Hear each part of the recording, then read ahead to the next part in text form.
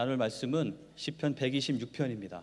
1절부터 6절까지 이렇게 길지 않기 때문에 다 같이 한번 읽어보도록 하겠습니다. 시편 126편 1절부터 6절까지입니다. 다 같이 읽겠습니다. 여호와께서 시온의 포로를 돌려보내실 때에 우리는 꿈꾸는 것 같아도다. 그때 우리 입에는 웃음이 가득하고 우리 혀에는 찬양이 찼었도다. 그때 문나라 가운데서 말하기를 여호와께서 그들을 위하여 큰 일을 행하셨다 하였도다. 여호와께서 우리를 위하여 큰 일을 행하셨으니 우리는 기쁘도다. 여호와여, 우리의 포로를 남방 시내들 같이 돌려보내소서. 눈물을 흘리며 씨를 뿌리는 자는 기쁨으로 거두리로다. 울며 씨를 뿌리러 나가는 자는 반드시 기쁨으로 그 곡식단을 가지고 돌아오리로다. 아멘. 함께 기도하겠습니다. 하나님 아버지, 이젠 저희가 다 함께 주님의 말씀 앞으로 나아갑니다.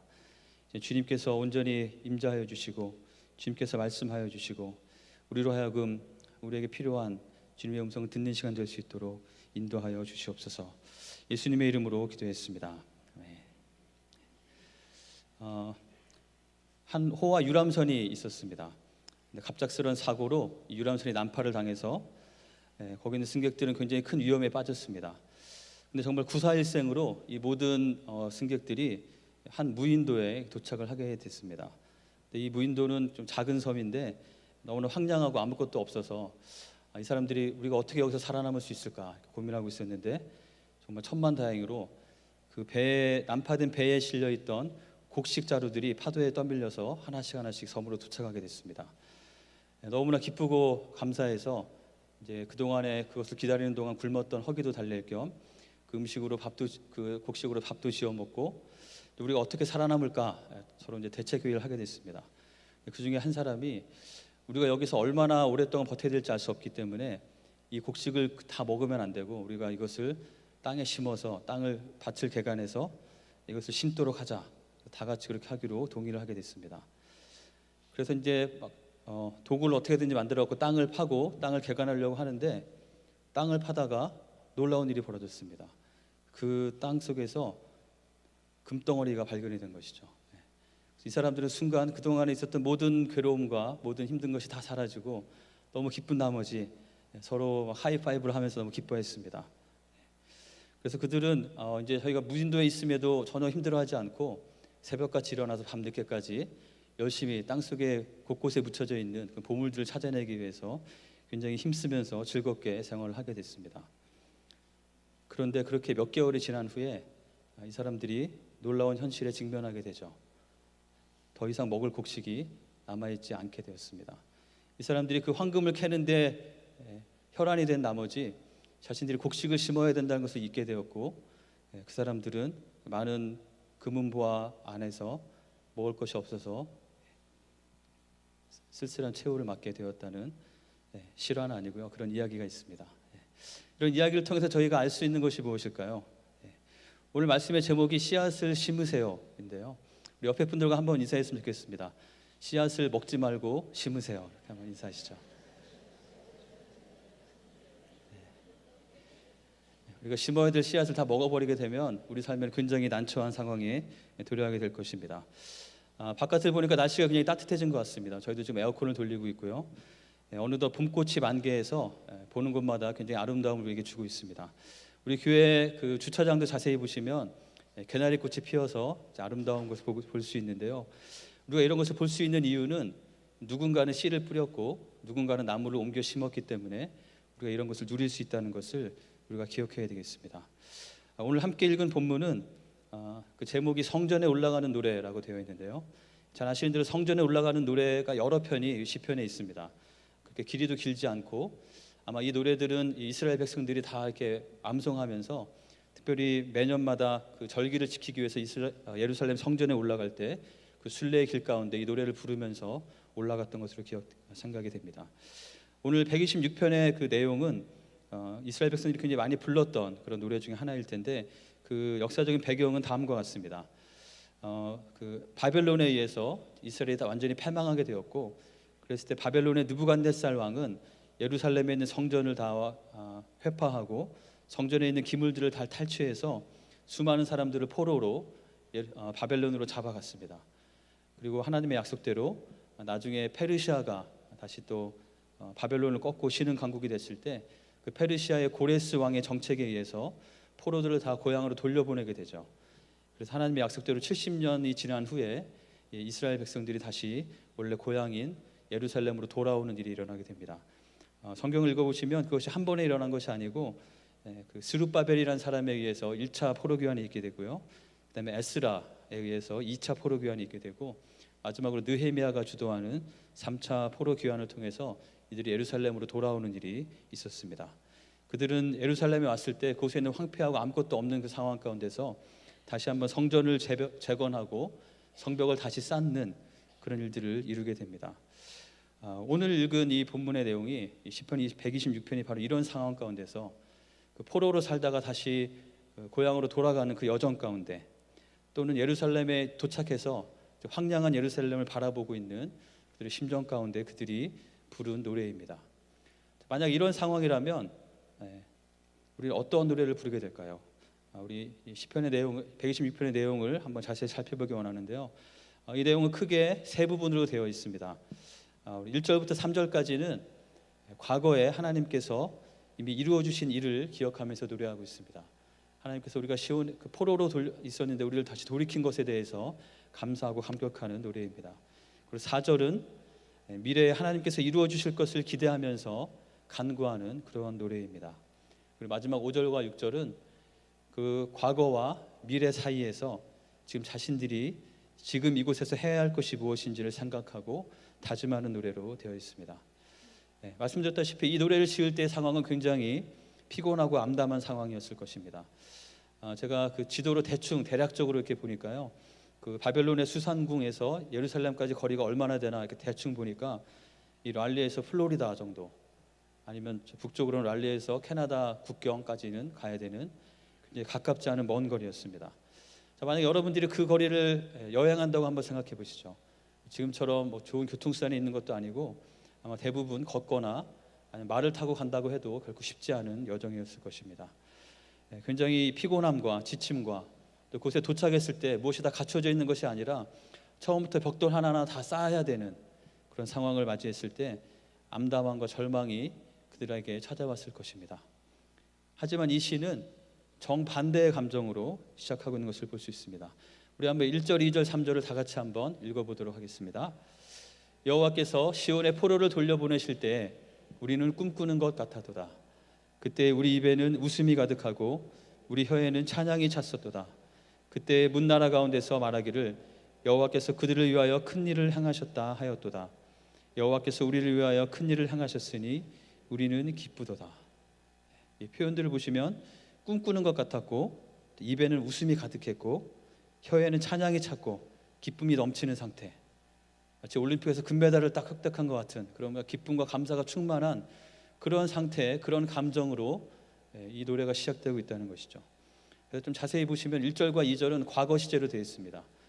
포로가 해방돼서 돌아갈 수 있다는 얘기를 들었을 때 그때의 그 감격뿐만 아니라 3절은 그것을 누가 기억만 하고 생각만 해도 지금도 여전히 너무나 기쁘고 기쁘다는 그런 말이 되고 있는 것이죠. 이들은 그들의 현실이 지금 고통스럽고 힘들었지만 그런 현실의 고난과 어려움 자체에 대해서도 감사하면서 찬양하고 있다는 것입니다. 제가 전에 그 어떤 그 다큐멘터리를 하나 본 적이 있는데요, 고령 출산에 대한 내용이었습니다. 점점 결혼도 늦어지고 또 출산도 늦어지면서 40대가 훨씬 넘어서 첫 아이를 출산한 가정 몇 가정을 대상으로 해서 자세하게 어떻게 지내는지도 찍고 또 인터뷰도 하고 그런 내용이었습니다. 뭐 예상하시는 대로 또 늦은 나이에 아기를 첫 아기를 낳았을 때 엄마의 몸도 안 좋고 그 아기를 키우는 것은 굉장히 힘든 그런 장면들이 곳곳에 나오게 되죠. 그러면서 그 엄마에게 이렇게 물어봅니다. 너무 힘들지 않으세요? 그러니까 그 질문에 그 엄마는 이렇게 대답합니다. 아니요, 너무 감사할 따름이죠. 마치 자신에게는 이런 기회가 없을 거라고 생각했는데 이 아이가 우리한테 찾아온 것만 해도 너무나 감격스럽고 감사해서 힘들지만 오히려 감사하다고 눈물을 글썽이면서 이야기하는 장면을 본 것이 기억이 납니다. 혹시 여러분의 삶 가운데에도 여러분에게 무거운 짐으로 여겨지는 것들이 혹시 있으신가요? 혹시 여러분의 남편이나 여러분의 아내가 짐으로 여겨지시지 않으십니까?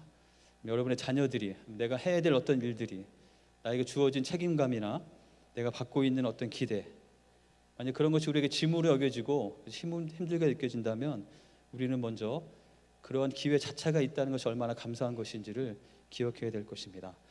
마태복음 20장에 보면 우리가 잘 아는 이야기가 나옵니다. 포도원 품꾼들에 대한 이야기인데요. 어떤 사람들은 아침 일찍부터 일자리를 구해서 그 포도원에 들어가서 일을 했습니다. 어떤 사람은 오전부터 일을 했고, 어떤 사람은 점심때쯤에 들어갔고, 어떤 사람은 일이 다 끝나갈 무렵에 막판에 들어가서 일을 하게 됐습니다. 잘 아시는 대로 주인은 모든 품꾼에게 똑같이 하루치의 품삯을 약속했고 그것을 그대로 다 주었죠. 끝에 온 사람이 하루치의 품삯을 받는 것을 보고 아침 일찍 온 사람은 자신이 좀 더 받을 것을 기대했는데 똑같이 주자, 그것에 대해서 불평하는 내용이 이곳에 나오게 됩니다. 이 이야기를 통해서 저희가 배울 수 있는 것이 많이 있는데요. 그 중에 한 가지는 제가 만약에 이 품꾼들 중에 하나라면 나는 어떤 태도로 일을 할까 한번 상상해 보게 되었습니다. 정확한 것은 알 수 없지만 제가 만약에 아침 일찍 제일 먼저 들어와서 일한 사람이라면 보통 일하는 사람들과 비슷하게 일을 했을 것 같습니다. 어떤 주인에 대한 감사함이나 은혜나 이런 것보다는 내가 마땅히 내가 할 일을 얻은 것이고 내가 일을 제대로 하게 되면 결과를 얻겠구나, 어떻게 보면 그런 일의 계약의 관계로 그 자리에 서 있을 것 같습니다. 보통 그렇듯이 그 집에 일하는데 어려운 것들이 있고 딴 데 없는 좀 불편한 것이 있으면은 이 집은 왜 이렇게 복잡해? 라고 하면서 좀 불평도 중간중간 하면서 그 일들을 하지 않았을까 생각이 됩니다. 하지만 분명한 것은 마지막에 들어온 일꾼이었다면 그러한 태도가 많이 달랐을 것 같습니다. 그에게는 오늘 하루는 정말 이제 아무것도 얻을 수가 없구나, 그리고 가족들을 먹여 살려야 되는데 내가 어떻게 집으로 돌아가야 될까, 그런 참담한 가운데 있을 때 그 주인이 똑같이 포도원 안으로 그를 불러들였고 그에게 일거리를 주었죠. 아마 이 사람은 그 일을 하러 들어가면서 자신이 일을 할 수 있다는 것 자체가 얼마나 귀하고 얼마나 감사한 일인지 잘 알았을 것입니다. 그 주인에 대해서 너무나 감사하는 마음으로 일을 했을 것이고, 그것 가운데 막 큰 돌덩어리가 있어가지고 이걸 어떻게 치우나 막 딴 사람들이 불평할 때도 이 사람은 기쁜 마음으로 내가 치우겠다고 하면서 힘껏 그 돌을 기쁘게 즐거움으로 치웠을 것이라는 생각이 듭니다. 우리에게 주어진 여러 가지 우리의 책임과 부담감들에 대해서 우리는 먼저 이 마음을 회복하는 것이 필요할 것이라 믿습니다. 하나님께서 값없이 한없이 우리에게 주시는 예수 그리스도의 십자가를 통한 그 구원의 은혜가 우리에게 어떻게 느껴지고 있는지 다시 한번 돌아봐야 되겠습니다. 우리가 정말 진정으로 우리가 구원을 받고 죄사함을 받고 하나님의 자녀가 되었음에 대해서 여러분은 감사하십니까?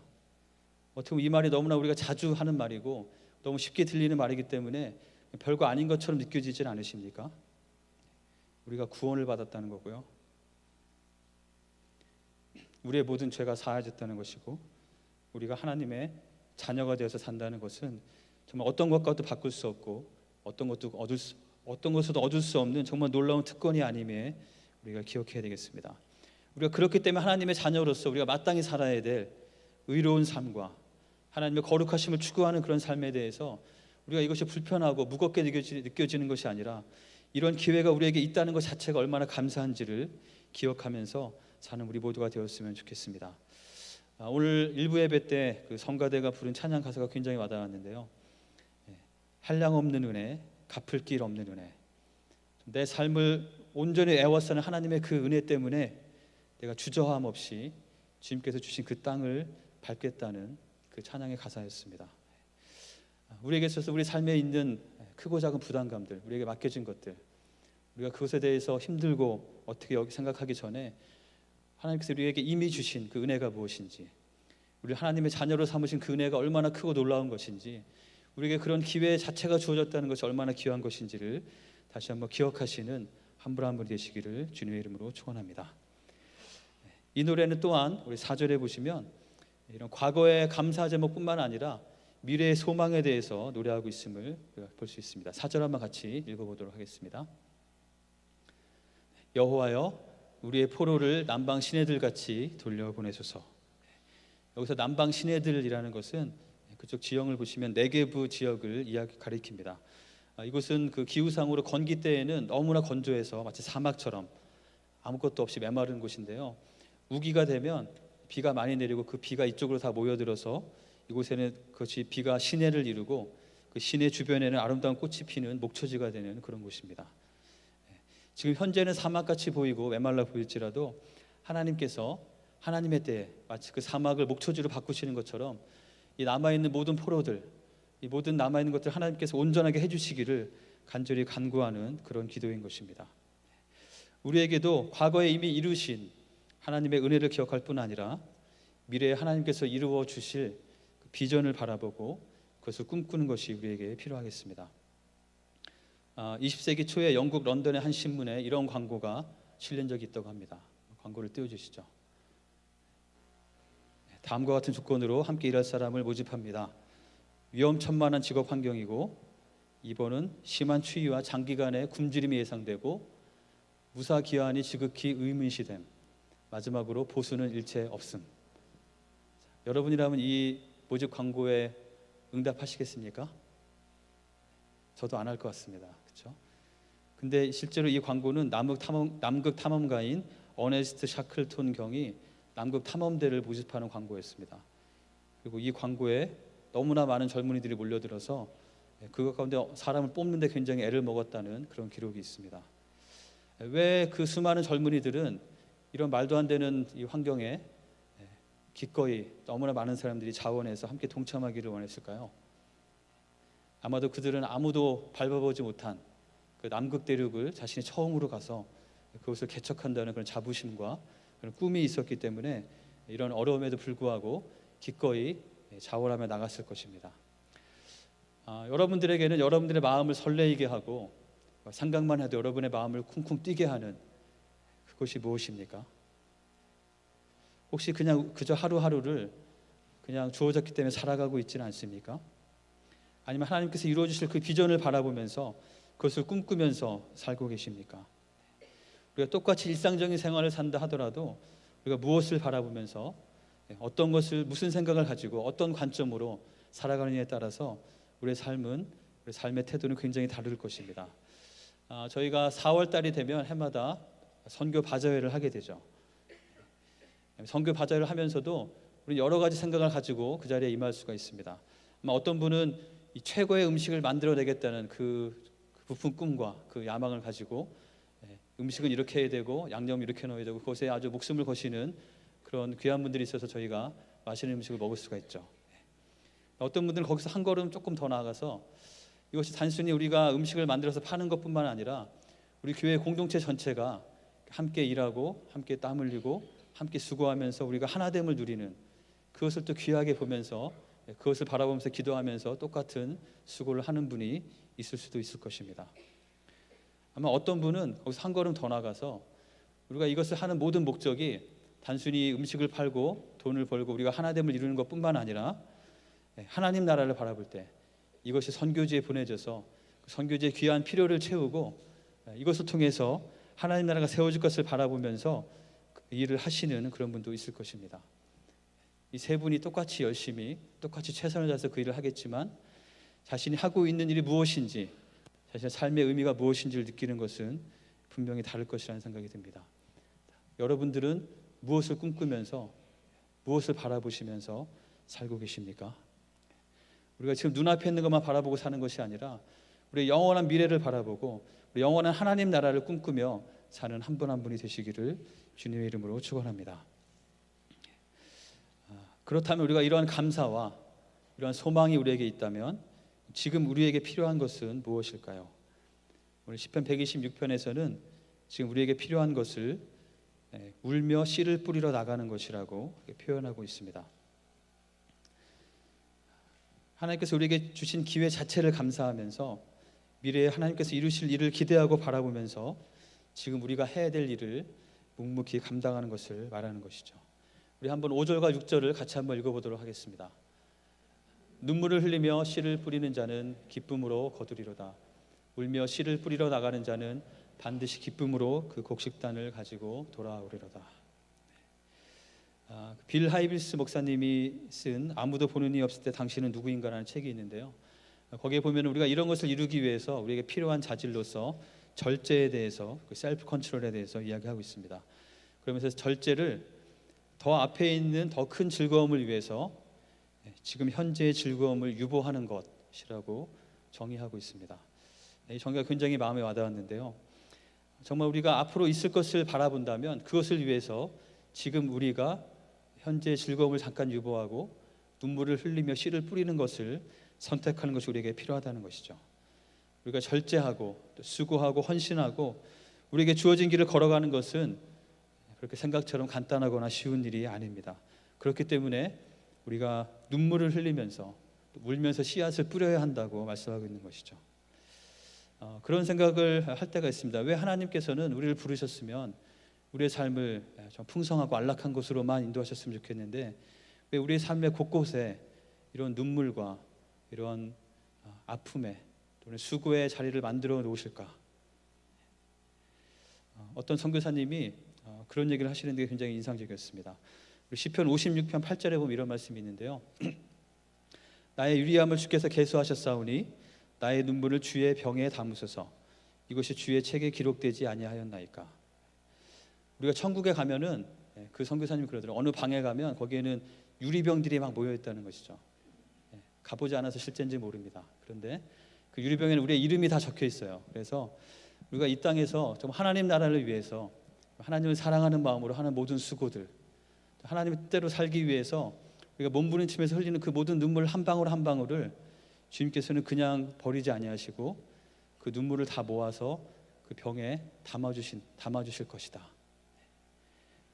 만약에 여러분들이 나중에 천국에 가서 여러분의 눈물이 담겨있는 유리병을 봤을 때 그곳에는 얼마나 많은 눈물이 담겨 있을까요? 아마도 천국에는 굉장히 많은 보석, 화려함이 있다고 묘사되어 있는데 아마 그곳에 있는 보석 중에 가장 귀하고 가장 값지고 가장 빛나는 보석은 우리의 그 눈물 방울이 빛나는 것이 가장 큰 보석일 것이라는 생각이 듭니다. 우리가 주님을 위해서 흘리는 그 눈물들을 주님께서는 헛되이 여기지 않으시고 귀하게 여기신다는 것을 기억했으면 좋겠습니다. 또 이 말씀을 볼 때 우리가 기억해야 될 것은 씨는 먹지 말고 뿌려야 한다는 것이죠. 아까 처음에 말씀드렸던 그 무인도에 있었던 이야기처럼 우리가 하나님께서 우리에게 주시는 씨앗을 우리가 마땅히 심을 것을 심지 않고 다 그냥 써버리고 다 먹어버린다면 우리는 굉장히 당황스러운 일을 맞이하게 될 것입니다. 고린도후서 9장 10절에 이런 말씀이 있습니다. 같이 한번 읽어보도록 하겠습니다. 심는 자에게 씨와 먹을 양식을 주시는 이가 너희 심을 것을 주사 풍성하게 하시고 너의 의의 열매를 더하게 하시리니. 이 말씀에 보시면 분명히 하나님께서 우리에게 씨와 먹을 양식을 주신다는 것이죠. 근데 어떤 사람은 이것을 가지고 자기가 다 먹어버리는 사람도 있습니다. 어떤 사람은 이걸 가지고 열심히 심는 사람도 있죠. 심을 때는 어떤 일이 일어날까요? 심는 자에게는 열매를 맺게 하십니다. 우리가 다 먹어버린다면 우리의 삶에는 아무 열매도 남지 않게 되겠죠. 이 뿌린다는 오늘 말씀에 씨를 뿌린다는 말씀이 그 표현이 있는데요. 그 뿌리다라는 의미를 볼 때 그것이 이렇게 흩어 뿌린다는 의미도 되고 또 하나하나를 이렇게 심는다는 의미도 있습니다. 두 가지가 뭐 비슷하지만 약간 그 강조점이 다른 것 같은데요. 뿌린다고 할 때는 우리에게 주어지는 삶의 모든 기회를 이용해서 우리가 뿌려야 될 씨앗을 나누는 것을 의미할 것입니다. 심는다고 했을 때는 아마도 하나하나를 아무렇게나 뿌린다기보다는 좀 더 정성껏 심고 그것이 잘 자라도록 우리가 관리하는 그런 것을 말하는 것 같습니다. 제가 예전에 저희 아이들한테 그 조그만 잔디 씨앗 화분을 나눠주고 그것을 기르도록 한 적이 있는데요. 아마 여러분들 보신 적 있을 것입니다. 한번 사진을 보여주시죠. 설명을 돕기 위해서 아주 조그만 주먹만한 그 화분인데 거기에 씨앗을 넣고 물을 주고 기다리면 잔디가 이렇게 싹이 올라와서 마치 머리카락처럼 이렇게 자라게 됩니다. 아이들이 이것을 보면서 하루하루 언제나 싹이 올려나 기다리다가 이제 싹이 올라오니까 누구 머리가 빨리 자라는지 서로 막 경쟁하면서 매일매일 물을 주는 그런 모습을 보았습니다. 문제는 그 이후로 아무 씨나 보면은 그냥 집 곳곳에 막 이렇게 물을 담아놔가지고 치우느라고 굉장히 고생했는데요. 이걸 보면서 우리가 알 수 있는 것은 분명히 씨앗을 심고 우리가 정성껏 관리하면 그것의 결과가 나타난다는 것이죠. 그리고 우리에게 주신 씨앗을 우리가 반드시 곳곳에 심어야 한다는 것을 우리가 기억하면 좋겠습니다.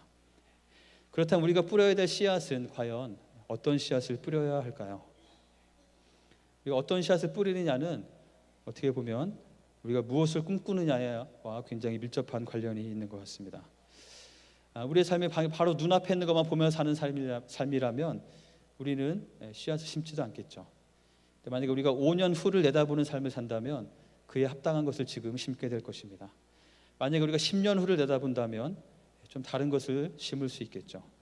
만약에 우리가 우리의 영원한 삶을 내다본다면 우리가 지금 정말 심어야 할 것이 무엇인지는 달라지게 될 것입니다.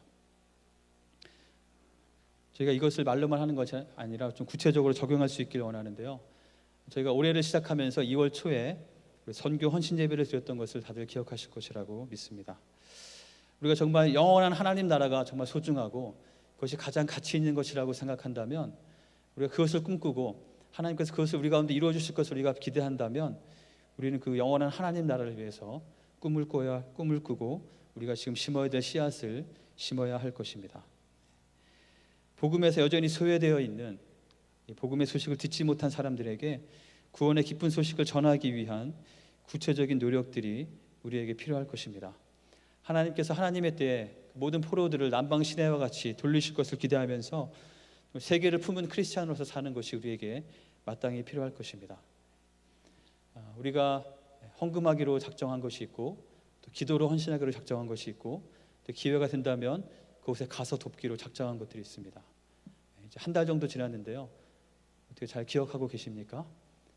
우리가 정말 이 하나님 나라와 그것이 정말 귀하다고 여긴다면 저희가 그것을 기억하면서 우리 삶 가운데 충실하게 사는 것이 필요하겠습니다. 오늘이 전도 선교 주일인데요. 우리가 매월마다 전도 선교 주일을 갖는 이유가 바로 이것을 잊지 않기 위함입니다. 우리가 좀 하나님께서 하실 그 일을 기대하면서 우리가 마땅히 해야 될 일을 열심히 감당하시는 여러분이 되시면 좋겠습니다. 저희가 지금 우리 지역에서 난민 선교 사역을 열심히 하고 있는데요. 우리 사역하시는 우리 노일한 노은실 선교사님이 매주 기도 제목을 이렇게 보내주시는 것을 가지고 같이 기도하는 그런 분들이 있습니다. 그 기도 제목들을 보면 정말 좀 기가 막히기도 하고 좀 황당하기도 하고 때로는 정말 이분들에게 얼마나 우리가 더 인내하면서 도와줘야 될까라는 생각이 인간적으로 들기도 합니다. 그러면 선교지에 나가보신 분들은 아시겠지만 정말 복음에 전혀 소외되어 있던 사람들이 그들에게 우리가 사랑으로 나아갈 때 그들의 반응이 항상 이렇게 좋고 항상 우리가 기쁘게 느껴지지만은 않습니다. 처음에 짧게 지낼 때는 좋지만 함께 지내다 보면 정말 황당하고 당황스럽고 가장 사랑하기 위해서 간 사람이 가장 미워지기도 하는 그런 경험들이 우리에게 있죠. 바로 그렇기 때문에 우리는 울며 눈물을 흘리며 씨앗을 뿌리는 것이 필요한 것입니다. 우리가 인내의 눈물을 흘리고 그들을 끝까지 사랑하시는 그 주님의 그 사랑을 우리가 마음에 품고 우리가 마땅히 해야 될 사랑의 수고를 계속해서 해나갈 때 하나님께서는 정말 모든 열방을 주님께로 돌이키시는 하나님 나라를 온전히 임하게 하시는 그 일들을 우리의 삶을 통해서 이루실 것이라고 믿습니다. 또 한 가지 우리가 멀리 또 하나님 나라를 생각할 때 오지나 이런 것만 생각하는 것이 아니라 우리가 발을 딛고 있는 바로 이곳이 삶의 현장이라는 것을 우리가 잘 기억해야 되겠습니다.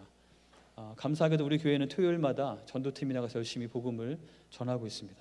어떻게 보면 뿌리는 것과 같은 사역인 것 같습니다. 우리가 기회 되는 대로 열심히 복음을 전하고 사람 만나는 사람들에게 복음의 씨앗을 뿌리는 것이 우리에게 필요할 것입니다. 또한 우리는 또 관계 전도를 통해서 특별히 한두 사람에게 더 집중해서 그들을 잘 케어하고 주님께로 인도하기 위한 마음으로 씨앗을 심는 그런 일들도 하고 있습니다. 잘 아시는 대로 저희가 9월 달이 되면 우리 해마다 어떤 일을 하죠? 반가운 만남의 잔치를 합니다. 그렇죠? 그리고 반가운 만남의 잔치를 하기 전에는 저희가 각 목장에서 특별히 잔치에 초대하기 원하는 분들에 대한 VIP 명단을 적고 그분들을 위해서 기도하고 특별히 사랑으로 섬기는 그런 일들을 매년 하고 있습니다. 제가 그 일들을 하면서 그 자체가 너무 귀하고 감사하기도 하지만 한 가지 조금 이렇게 죄송스럽고 한 가지 좀 반성이 되는 것은 우리가 이것을 이때만 하는 게 아니고 우리가 1년 내내 이 일을 해야 되는데 우리가 항상 그분들에 대한 관심을 가지고 기도하면서 섬겨야 되는데 우리가 너무 이때만 집중하는 것이 아닌가 그런 반성이 우리에게 늘 있었습니다. 그래서 올해는 저희가 우리 마을장님들이 같이 모여서 이렇게 나누면서 그 VIP 전도 대상자를 저희가 구체적으로 적고 그분들 위해서 기도하고 그분들을 섬기는 일을 여름부터 하는 게 아니고 지금부터 하기로 그렇게 했습니다. 우리가 지금부터 우리 삶의 주변에 하나님의 사랑이 필요한 사람이 누구인지를 자세히 찾아보고 그들에게 어떻게 이런 복음의 영향력을 미칠 수 있을지, 그들에게 어떻게 주님의 사랑의 씨앗을 심고 그들에게 어떻게 주님의 복음의 씨앗을 심을 수 있을지 우리가 고민하면서 찾으시고 그것들을 목장에서 함께 나누면서 함께 기도해 나갈 때 하나님께서 우리에게 더 큰 그런 수확의 결실의 풍성함을 주실 것이라고 믿습니다.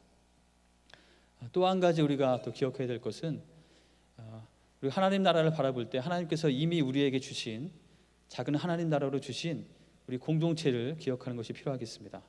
우리에게 주신 각 목장이 하나님께서 우리로 하여금 하나님 나라를 누리라고 이렇게 주신 것이죠. 그래서 우리의 목장을 하나님의 의와 믿음과 하나님의 사랑과 화평이 넘치는 곳으로 만들어가는 것이 우리에게 필요한 것입니다. 이건 역시 그냥 거저 주어지는 것이 아니죠. 때로는 내가 손해봐야 될 수도 있겠고, 때로는 내가 기분이 나쁜 것을 참아야 될 수도 있겠고, 때로는 내가 무엇인가를 희생하면서 좀 하나됨과 이 안에 하나님 나라가 온전히 이루어지길 원하는 마음으로 우리가 헌신하는 것이 필요할 것입니다. 우리가 그러한 마음을 가지고 우리 목장을 위해서, 우리에게 주신 공동체를 위해서 우리가 땀을 흘리고 눈물을 흘릴 때 하나님께서 그렇게 울며 씨를 뿌리는 그 손길을 귀하게 여기시고 그것을 통하여서 하나님의 놀라운 일들을 우리의 삶 가운데, 우리 공동체 가운데 분명히 이루실 줄을 믿습니다.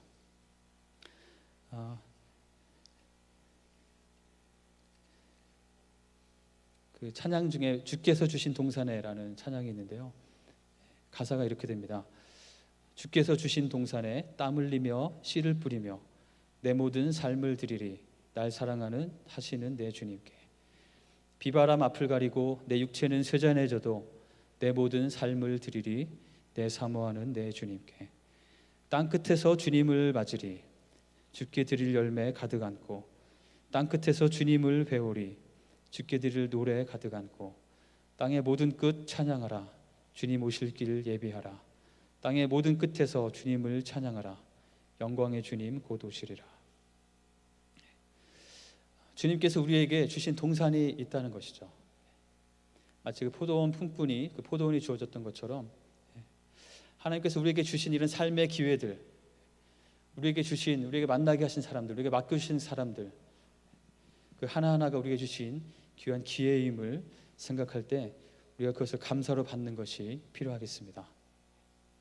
시편 16편 6절에 보면은 주님께서 내게 줄로 재어진 그 구역이 아름다운 곳에 있다고 생각하면서 나에게 주신 그 기업을 귀하게 여기는 그런 고백이 나옵니다. 여러분에게 주어진 부담감과 여러분에게 주어진 그 짐은 무엇인가요? 바로 그것이, 그런 기회가 우리에게 주어졌다는 것 자체를 우리가 감사하면서 주님께서 주신 그 동산에 내가 발을 디디고 있는 그 자체가 얼마나 큰 감사와 은혜인지를 제가 기억하면 좋겠습니다. 그리고 또한 우리의 삶이 이 땅만 바라보는 것이 아니라 하나님께서 우리 가운데 이루실 그 놀라운 일들을 바라보면서 하나님께서 우리 가운데 이루실 그 비전을 함께 꿈꾸면서 미래를 바라보는 삶을 사시는 우리 모두가 되었으면 좋겠습니다. 그리고 그런 감사와 그런 소망 가운데에서 지금 우리에게 마땅히 주어져 있는, 우리가 울며 때로는 눈물을 흘리면서 뿌려야 될, 심어야 될 그 씨앗이 무엇인지를 우리가 기억하면서 주님 앞에 헌신으로 나가기를 원합니다.